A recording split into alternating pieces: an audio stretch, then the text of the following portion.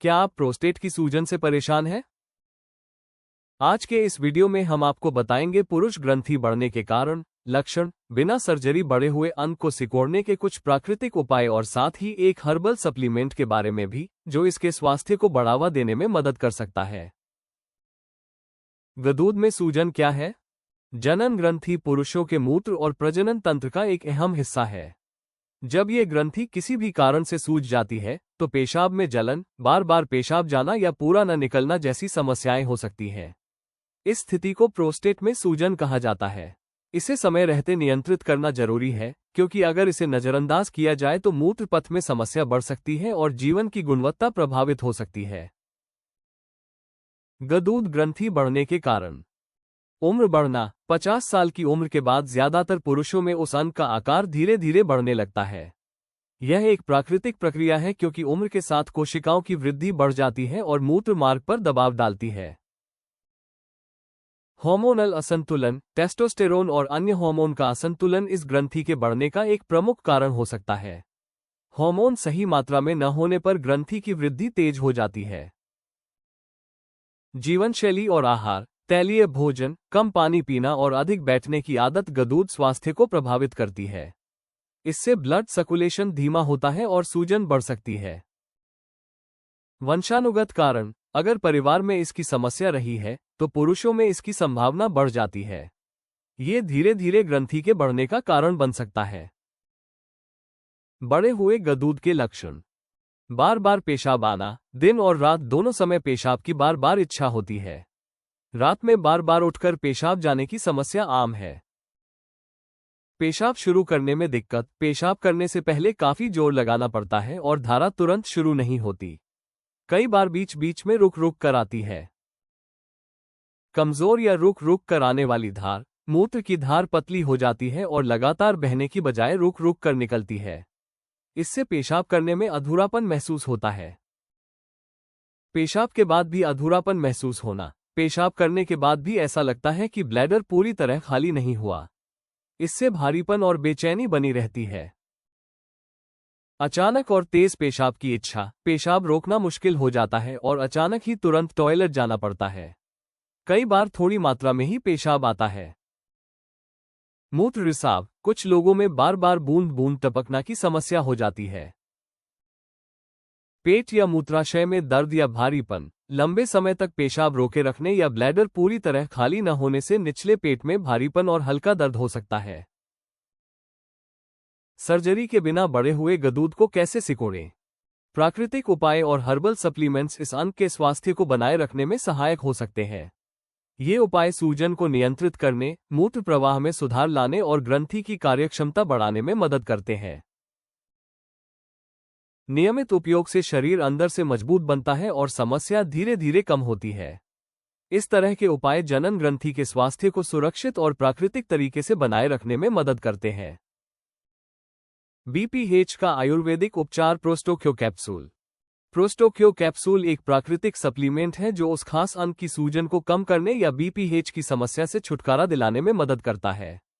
इसमें मौजूद जड़ी बूटियां ग्रंथि के सामान्य कामकाज को बनाए रखने में मदद करती है। इस हर्बल सप्लीमेंट के नियमित सेवन से बार बार पेशाब आने, जलन या भारीपन जैसी परेशानियों में आराम मिलता है। इसमें कोई हानिकारक रसायन नहीं होता, इसलिए इसे लंबे समय तक सुरक्षित रूप से लिया जा सकता है। प्रोस्टोक्यो कैप्सूल की जड़ी बूटियां। गोक्षुरा। यह मूत्र मार्ग पर काम करके पेशाब में रुकावट और धीमे प्रवाह जैसी समस्याओं को कम करने में मदद करती है।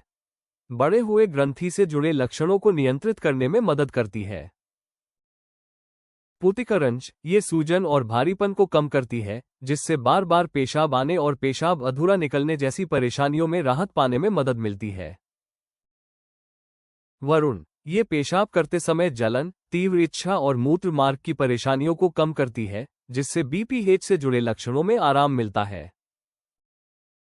शतावरी। हार्मोन संतुलन बनाए रखती है और सूजन के कारण होने वाली थकान या कमजोरी को कम करती है।